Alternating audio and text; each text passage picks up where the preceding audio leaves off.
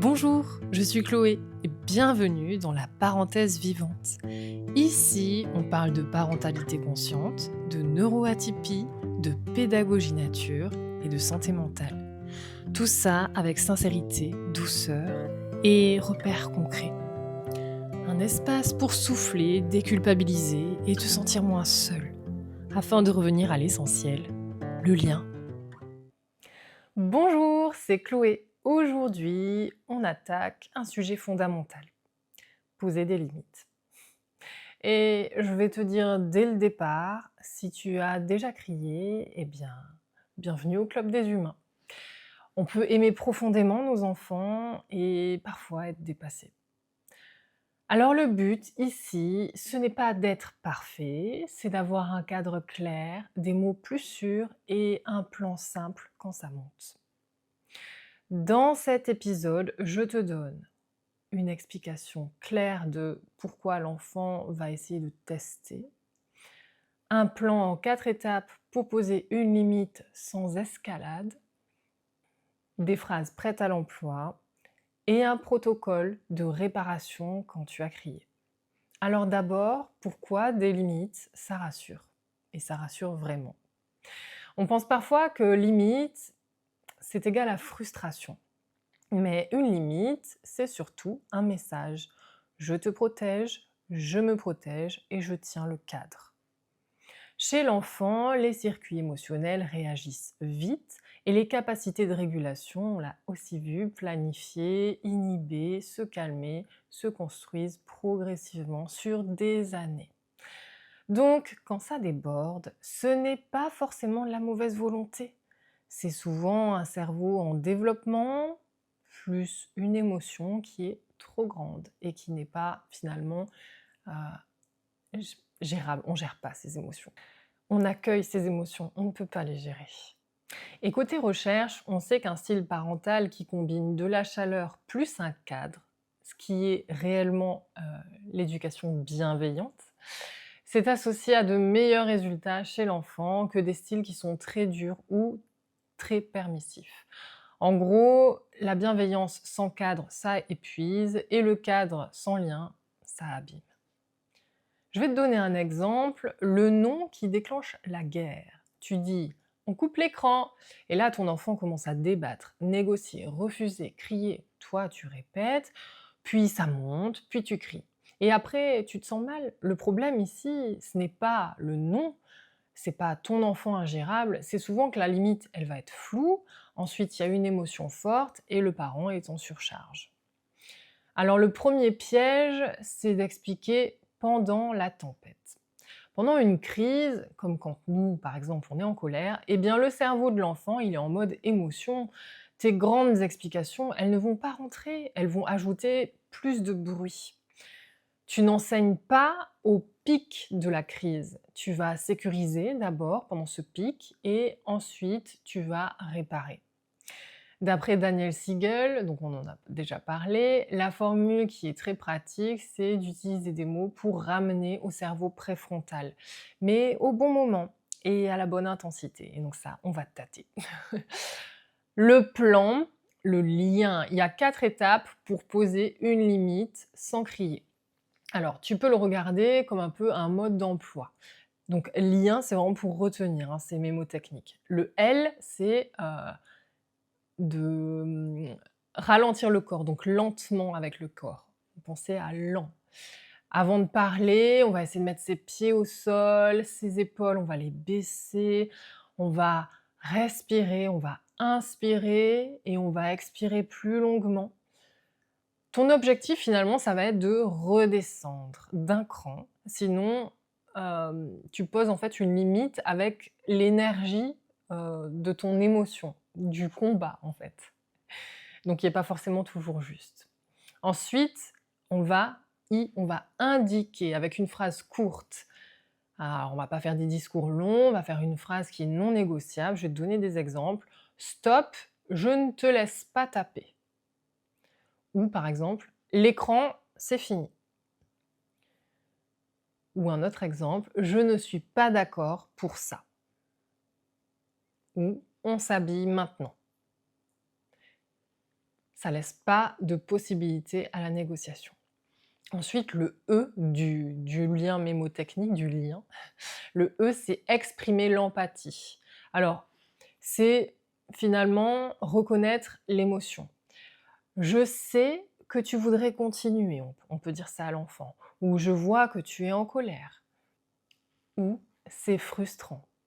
Les travaux sur l'émotion, ils vont donc le fait d'accompagner l'émotion et de guider, en fait, ça va apporter à l'enfant de meilleures compétences d'autorégulation. Donc ça, on en avait parlé notamment sur le podcast sur les émotions. Et je passe à la partie N de lien, c'est négocier, mais trouver une négociation acceptable. Donc seulement quand l'intensité, elle a baissé un peu.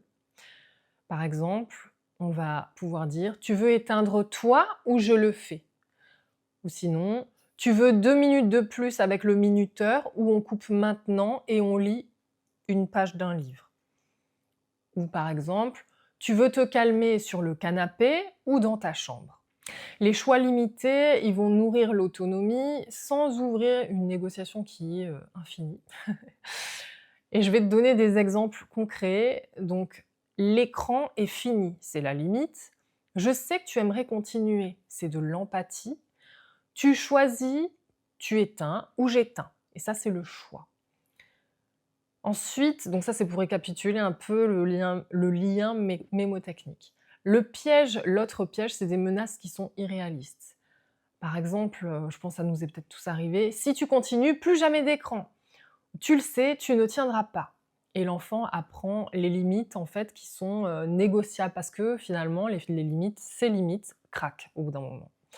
Donc on va plutôt remplacer ça par une conséquence courte qui est tenable, qui est proportionnelle, qui paraît juste, en fait. Avec: «On arrête maintenant et demain, on commencera plus tard». Quand on crie, ce qui est aussi très important, c'est la réparation. Donc ça, j'en ai déjà parlé plusieurs fois dans différents épisodes. Et pourquoi c'est important? Eh bien, tu vas crier, hein, parfois c'est humain. Et le point, c'est de ne pas, s'auto-flageller. On essaie d'être quand même bienveillant avec soi-même. Le passé n'est pas modifiable. OK, on a crié pour différentes raisons, parce qu'on est humain et que nous aussi, on a peut-être des moments de surcharge. Donc, l'importance finalement, c'est de réparer. Voilà, on agit sur ce qu'on peut faire, c'est notre attitude et on peut seulement agir là-dessus. Parce que la réparation, elle va donner de la sécurité. Elle montre à l'enfant que la relation, bah, elle est importante, qu'elle tient, même après une rupture finalement. J'aimerais vraiment, appuyer sur le fait qu'on peut seulement agir sur notre comportement. On ne peut pas forcer quelqu'un à faire quelque chose. C'est-à-dire qu'on peut essayer de guider l'enfant pour qu'il apprenne à mieux accueillir ses émotions, mais on ne peut pas le contrôler. On ne peut pas contrôler, ses cris, on ne peut pas contrôler, sa frustration. Il a aussi des émotions, il est aussi humain. Donc nous, en fait, on va essayer de travailler sur ce qu'on peut maîtriser finalement, ce qu'on peut aussi travailler nous-mêmes, ce qu'on peut faire évoluer. Et ce qu'on peut faire évoluer, c'est nos actions, notre attitude, nos réactions, parce que là, en l'occurrence, c'est des réactions. Et je pense que c'est aussi super important ce détail parce que quand on essaie de lutter contre une autre personne, qui elle n'est pas en capacité de changer, de modifier son attitude, on perd énormément d'énergie. Donc il faut savoir aussi où est-ce qu'on veut mettre notre énergie. Je pense que le plus important, c'est de mettre notre énergie là où on a un levier de changement, on va dire, une possibilité de changer les choses, de faire évoluer les choses, et donc ça passe par nous-mêmes. Et ce qui tombe bien, c'est qu'avec nos attitudes, eh bien, nos enfants, en fait, ils nous recopient, ils apprennent à travers nous. Et beaucoup plus à travers nos actions, nos attitudes, que par rapport à ce que l'on va leur dire. Donc, soyons plutôt des exemples au niveau de nos réactions. Si par exemple on dit à notre enfant, «Arrête de crier!» parce il est en colère et que nous, ça nous met en colère et que l'on crie, faut aussi se dire que c'est pas forcément très logique. Ce qui est important finalement, c'est que tu gardes la limite, mais tu changes ta manière, de faire. Je vais te proposer un protocole si tu veux essayer chez toi. Donc le moyen mémotechnique, c'est REP. Donc d'abord, on va reconnaître: «J'ai crié». Ensuite, on va expliquer sans accuser. j'étais dépassée. Ensuite, on va proposer, autre chose. Je vais essayer de faire différemment. On recommence? Je vais te donner quelques phrases, prêtes pour que tu puisses tenter. Donc d'abord, c'est: «Je suis désolée d'avoir crié, j'ai été dépassée, ce n'est pas de ta faute, je t'aime». On recommence. Pourquoi le «je t'aime», même si c'est difficile parfois quand on est en colère? Eh bien, je sais que les enfants prennent beaucoup de choses à cœur et par exemple, moi, je le verbalise énormément avec mon fils. Dans une phase de colère, quand lui, il est extrêmement en colère et qu'il sent qu'il y a des limites qui sont posées, et qu'il voit, parce que moi, je lui explique en fait qu'à ce moment-là aussi, je suis en colère. Je lui dis: «Mais par contre, ça ne change rien au fait que je t'aime». Parce que lui, en fait, à ce moment-là, il prend tout à cœur et c'est beaucoup le cas des enfants, en fait. Dans ces cas-là, quand on crie, quand on est en colère, ils ne se sentent plus du tout aimés. Je pense qu'on est aussi passé par là quand on était enfant, hein, et ce qui est important, c'est de rassurer parce que je pense que c'est important que les enfants sachent que c'est pas parce qu'on a des émotions que ça change les sentiments que l'on a envers eux. On peut avoir une émotion de colère et moi je lui dis: «C'est pas parce que je suis en colère que ça change l'amour que j'ai pour toi. Je t'aime toujours, même quand je suis en colère». Ça paraît bizarre de dire ça, on n'est peut-être pas habitué, mais c'est hyper important. On a le droit d'avoir ça et en fait, le fait d'accepter, ça permet de poser les choses, ça permet de déculpabiliser, de dire: «OK, je suis humaine. Là, eh bien, oui, je suis en colère, je passe par différentes étapes et on fait comme on peut avec les moyens qu'on a». Alors, il y a 3 exercices simples pour s'entraîner, hors crise, hein. Parce que le calme, eh bien, ça se prépare. Le premier exercice, c'est les 3 limites qui sont non négociables. Alors d'abord, tu peux écrire 3 limites pour ton foyer, ta maison. Par exemple, ça peut être la sécurité, le respect et le rythme, on va dire les horaires. Certains horaires, en tout cas en semaine, par exemple. Exemple: on ne tape pas, on ne se parle pas méchamment et par exemple en semaine, on coupe les écrans à telle heure. Tout le reste, en gros, ça peut être négociable, mais il y a des choses qui ne le sont pas et donc ça, c'est déjà un début de limite et si c'est clair, eh bien l'enfant, il le sait. Il sait à quoi s'attendre. Le deuxième exercice, c'est la phrase qui est courte, donc tu vas choisir une limite et tu peux t'entraîner à la dire en 7 mots maximum. Je vais te donner un exemple: «Stop, je ne te laisse pas taper». Alors moins tu parles, mieux c'est puisqu'il va mieux retenir ton enfant. Je sais que moi, par exemple, je dis très souvent: «Pas de violence, ni par les mots, ni par les gestes». C'est hyper important quand je vois que, par exemple, dans des moments d'excitation, quand ils sont fatigués, ils ont tendance à plus se chamailler, que ça part un petit peu, loin. C'est, ma phrase, on va dire fétiche. Et je dis aussi une autre phrase, c'est que, si vous n'êtes pas capable de vous entendre, vous vous séparez. Ou, parfois quand on est dans des phases de crise un petit peu, je vais pouvoir leur dire, qu'ils ont la solution en eux et qu'il faut que ce soit une solution qui convienne aux 2. Voilà. C'est un peu plus long, mais disons que c'est des idées qui sont quand il y a des fratries qui sont pas évidentes et c'est important de pouvoir faire passer ces messages. Je vais te proposer un autre exercice, on va dire c'est le plan de crise. Quand tu sens vraiment que, toi ça monte et que tu vas finir par crier, eh bien tu t'éloignes pendant au moins, quelques secondes, 10 secondes. Tu vas essayer de respirer, tu vas revenir un petit peu à toi, donc baisser les épaules, vraiment reprendre ton propre pouvoir finalement et pas que ce soit l'émotion qui te maîtrise. Et quand tu reviens, en fait, tu, peux donner la phrase courte qui correspond à la situation. Donc: «Je ne te laisse pas taper». Finalement, c'est une compétence vraiment parentale, et c'est pas du tout un talent, qui est inné. Je trouve que tout ça, ça se travaille vraiment. Il faut être clair, court, et passer des messages simples. Quand tu vas poser des limites comme ça, ce n'est pas juste pour avoir la paix, c'est vraiment une façon d'enseigner. Tu vas enseigner la sécurité, tu vas pouvoir enseigner le respect, la régulation, la réparation, très important et tout ça, ça protège aussi la santé mentale familiale. La recherche, elle va montrer qu'un climat parental qui est, hostile eh bien, il est associé à plus de risques, de difficultés psychiques chez l'enfant, dans la durée. Ça ne veut pas dire un cri égale un traumatisme, je tiens à le préciser, ça va dépendre aussi des mots que l'on utilise. Par contre, ça veut dire que la répétition plus l'hostilité, vraiment, ça finit en fait par peser. D'où l'importance de réparer, d'ajuster, d'essayer de montrer que on est une forme d'équipe. Et j'aimerais aussi ajouter quelque chose, c'est aussi important peut-être de réfléchir à ce qui est important pour vous en tant que famille, en tant que parents, les valeurs que vous voulez transmettre à vos enfants. Tout ça, ça se travaille vraiment au quotidien. Je sais que c'est beaucoup d'efforts, que pour certains, quand on est très fatigué, c'est très difficile et sur le coup, parfois, ça paraît insurmontable.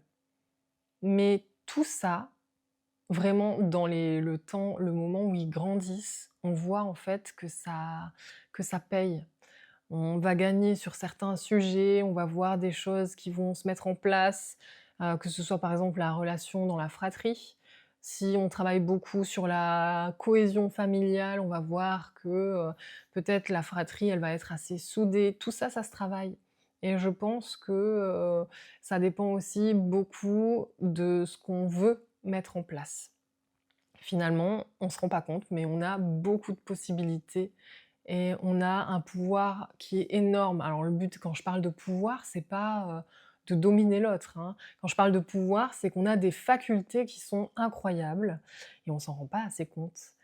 Peut-être que quand on fait la cuisine avec notre enfant, on se dit pas, «Tiens, là, j'ai fait quelque chose d'incroyable», mais en fait, on lui enseigne quelque chose. Ça peut être, par exemple, de passer, par des chiffres aussi, parce qu'on fait des pesées quand on fait un gâteau, c'est pour donner un exemple, hein, que je parle de ça. On peut lui apprendre des maths, on peut lui apprendre, des mots, on peut lui apprendre du vocabulaire, on peut lui apprendre à tenir un couteau, on peut lui apprendre des cuissons, on peut lui apprendre la patience quand il faut attendre des temps de cuisson.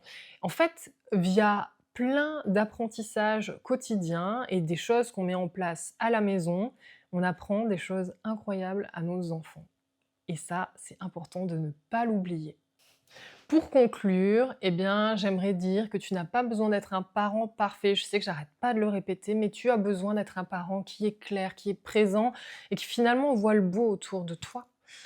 Il y a une limite, qui va être posable, elle doit être courte, stable, posée avec empathie et si tu craques, eh bien, tu répares. N'oublie pas que l'on apprend vraiment chaque jour et que finalement, mais bien demain, tu feras mieux. C'est ça aussi le but, c'est que nous aussi on grandit. Je vais te proposer différents livres qui sont, assez francophones. Le premier, c'est, un livre d'Adèle Faber et de Hélène Maslich, j'espère, hein, «Parler pour que les enfants écoutent» et «Écouter pour que les enfants parlent». C'est un livre super concret, très facile à lire, qui parle de limites, de respect, avec une forme de bienveillance et il est vraiment très, très bien. Ensuite, on a le livre de Jane Nelsen, c'est la discipline positive, la fermeté plus la bienveillance avec des outils pratiques. On a un livre qui est pas tout à fait dans la même lancée, on va dire, dans la même thématique. C'est un livre de Michaeline Doucleff, c'est Parents chasseurs-cueilleurs. Alors c'est un livre avec une approche assez incroyable. C'est une mère qui se trouve totalement désemparée face aux colères de sa fille et elle va aller travailler sur l'éducation des parents chasseurs-cueilleurs dans différentes régions du monde. En fait, ce qui est super intéressant, c'est que ce livre, il nous donne une approche de ses parents et on voit les personnages évoluer. Alors c'est des peuples qui sont loin de nos sociétés, occidentales et c'est super intéressant de découvrir, leur approche aux émotions, leur approche aux enfants et leur façon d'agir dans certaines situations. Tout ça est abordé là-bas et moi je l'ai trouvé, j'ai trouvé que c'était une pépite. Après, je vous cache pas que le premier livre est aussi, enfin moi j'aime les livres de toute façon, mais le premier est aussi super. Il est pas tout à fait dans la même, lancée, mais il est aussi incroyable.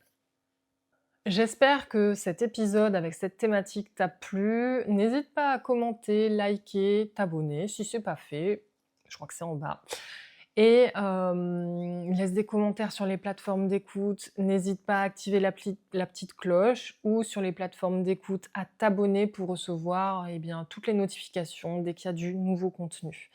Ça aide énormément le podcast. N'hésitez pas à en parler autour de vous si tu connais une maman qui est un petit peu désemparée, qui a un sujet qui pourrait être super intéressant pour elle d'écouter, de développer, eh bien, partage-le. Et pour finir, je te propose une minute du vivant, spéciale fin mai.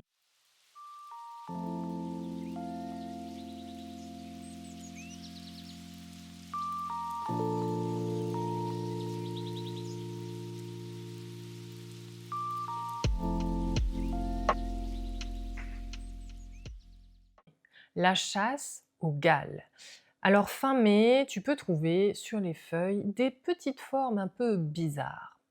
Il va y avoir des boules, des bosses, des petits boutons, parfois rouges, parfois verts, parfois en forme de mini-cornes. Et oui, ça existe. On dirait des maladies, mais souvent, eh bien, ce sont des galles. Alors, une gale, c'est comme une petite maison fabriquée par la plante parce qu'un insecte ou un acarien a déclenché une réaction. L'animal, il pond et se nourrit, et la plante, en fait, elle construit autour de lui une sorte de chambre. Ça va protéger le petit habitant et ça crée un vrai monde miniature. Je vais te proposer une activité, c'est le détective de la gale. C'est super rigolo, tu n'as pas besoin de matériel, tu peux éventuellement, si tu as un appareil photo ou en famille, si vous avez un téléphone, prendre des photos pour rajouter des souvenirs. L'idée, c'est de trouver un arbre ou un buisson. Ça peut être un chêne, un érable, un rosier, du tilleul, tout peut marcher finalement. Tu vas choisir 10 feuilles et tu vas observer vraiment attentivement comme un détective. Est-ce qu'elles sont bosselées? Est-ce qu'elles ont des petites boules, des petites taches, des reliefs? Si tu trouves une gale, tu peux la décrire. Tu peux décrire sa forme. Est-ce qu'elle est ronde? Est-ce qu'elle est en forme de corne? Est-ce qu'elle est en forme de corne? Est-ce qu'elle est sous forme de bouton? Est-ce qu'elle a une couleur particulière? Est-ce qu'elle est dessus la feuille, au-dessus, en dessous? Et tu peux prendre une photo et comparer une semaine après. Ça peut être très chouette. Oui, l'idée, c'est de ne pas détacher la feuille. Je vais rajouter une petite règle parce qu'on observe, on ne casse pas. Le but, c'est vraiment de respecter l'habitant invisible. Dans le vivant, même une petite bosse va raconter une histoire. Alors fin mai, la nature, elle est pleine de petits mystères et il suffit de regarder de près. Voilà, je te souhaite une très belle journée et on se dit à bientôt. Ciao ciao!